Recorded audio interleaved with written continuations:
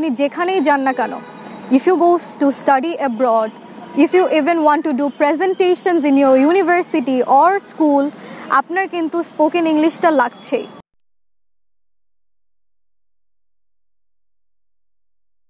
ঠিকমতো কথা বলতে পারতাম না ইংলিশে, even though I was good in English, but কথা বলার সময় কেন জানি আটকে যেতাম।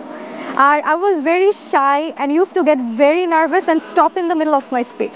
আমি কিছু ইংলিশ সংস শুনতাম, শুনে সেভাবে আমি সেটা সিং করতাম।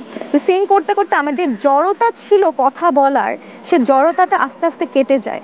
আর সেভাবে করে আমি তারপরে মিররের সামনে যে কথা বলতাম অ্যান্ড নিজে নিজে সিং অ্যালং করতাম, প্লাস আমি কথা বলার চেষ্টা করতাম নিজে নিজে অ্যাবাউট মাইসেলফ।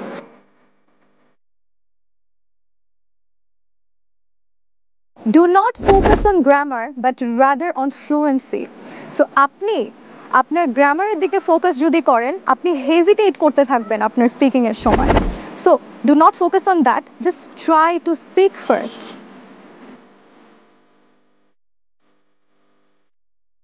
যারা হাসি ঠাট্টা করো তাদেরকে বলবো যে please give constructive criticism to this people যারা শাই ফিল করে, কারণ English is a language of communication, আর English is an international language. এখন যদি আমরা কমিউনিকেট যত বেশি করতে পারি, তত বেশি নেটওয়ার্ক করতে পারবো, আমাদের ক্ষেত্রে কিন্তু সবারই সেটা অনেক লাভ হবে।